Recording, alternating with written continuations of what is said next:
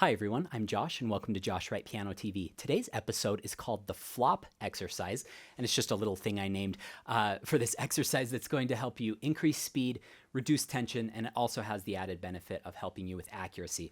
I'll demonstrate with a scale, an arpeggio, and then two Chopin etudes, the Opus 25 number 12 and the Opus 10 number 1. Those are really helpful examples. I might throw in a little part of Jadot as well by Ravel.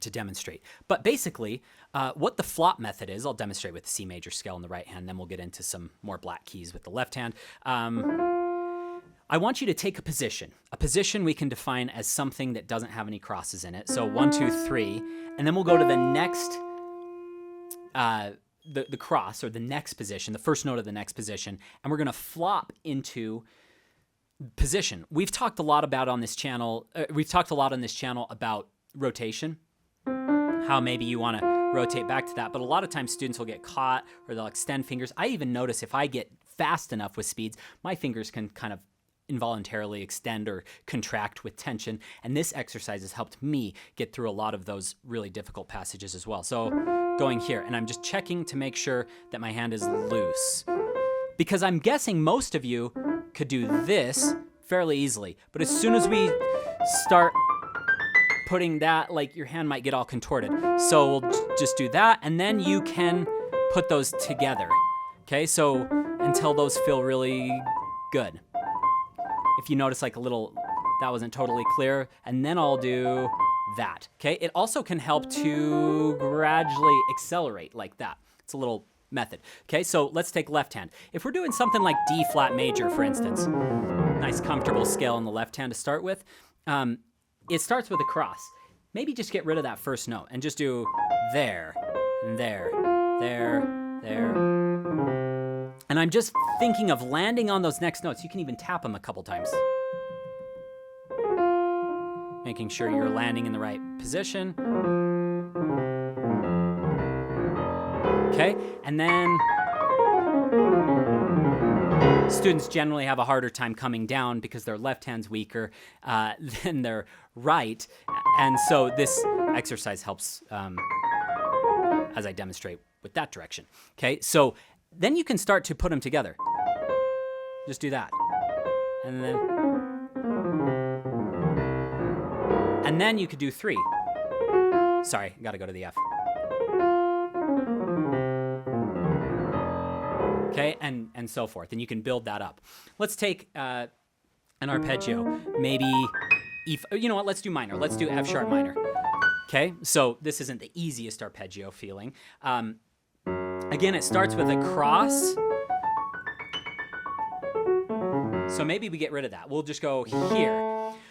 As you get more spread out with your positions, let's say you're doing a really arpeggiated one like this. Okay, we'll get to that in a second. You don't necessarily have to land on all those. You need to land on at least the first note of the next position.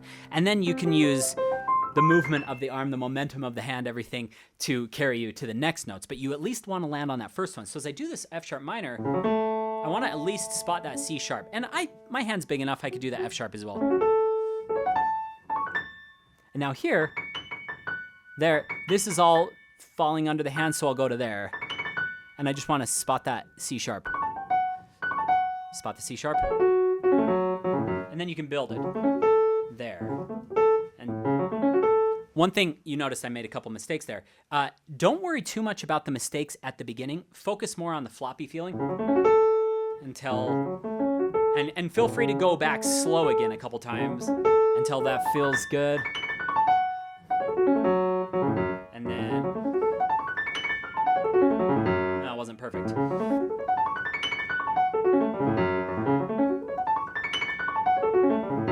Keep messing that ending up.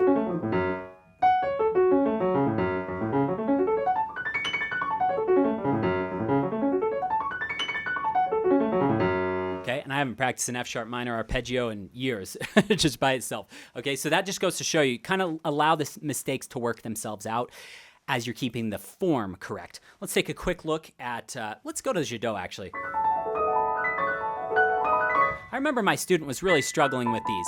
It is a hard little passage, but that was the same method that we did. I was teaching him this when I was, I think, 17 or 18 years old, and he was maybe 15. We were pretty close in age.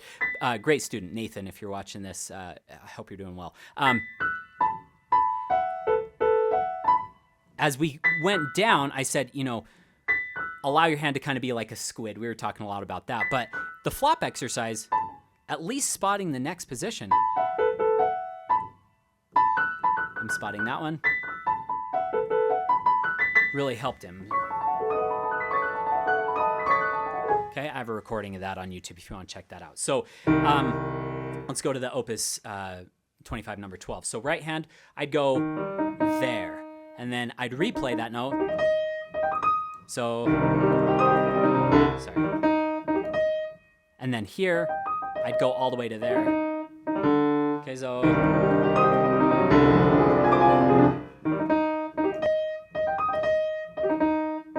Okay, and then you can put a couple together. Sorry, that was not correct. You gotta do that.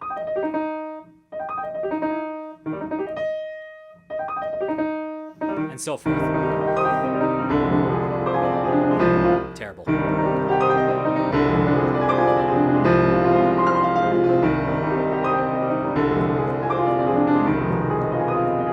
Okay, let's take a quick look at the Opus 10 number 1 as well, how you'd go about that. So you'd go here. Okay, so, and I want to at least spot this one.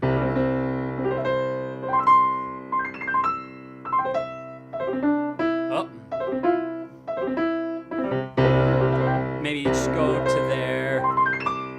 What am I doing? Gotta go to there. And maybe you combine a couple of them. It's a little bit of a brain teaser to keep track of all these. Okay, and then you can do 3 to there. And then to there. So, and then as you put these together, stuff starts to feel a lot more flexible and loose. Again, the key is to not allow yourself to have tension set in. When you're focusing on fundamentals of scales, like, okay, I go here and I kind of allow the hand to move and then I tuck my thumb under and then I kind of rotate back to the thumb. Well, I've noticed sometimes when I'm in really fast speeds, my hand wants to kind of do that rather than remain loose. If I think of the flop, I'm just thinking, I just flop into the next position. So I've noticed that this method, not just with me, but with a lot of my students, it gets them back to natural intuition of playing the piano naturally. You're not overthinking. I find some of these methods that go so much into every little movement that your hand has to make, that I've seen firsthand, both with myself and with my students, when I've relayed that type of information to them, it can cripple you mentally, and you can actually end up setting more tension in, unbeknown to you at the time, because you're doing things in a slow tempo, and then when you go to the fast tempo, you've gotten out of this natural instinct, this natural way of playing. So if you're playing here, like, don't be thinking, I've got to rotate back to here and then here. It's flop into the next position, flop, flop, and then as you go, it feels really good. Okay, so I hope today's episode has been helpful. If any of you have any questions, my email's josh@joshwrightpiano.com. I'll leave a few links in the description below. One of them is for a free webinar containing 10 of my favorite tips to help take your playing to a higher level. Check that out if you haven't already. It goes over a lot more exercises like we've gone over today to help you in your studies. I'll leave a couple of links to my paid courses, and then finally I'll leave a link to my gear kit, everything that I use in this studio to make these videos, along with some book recommendations and other things. Have a great week. Good luck in your practice sessions.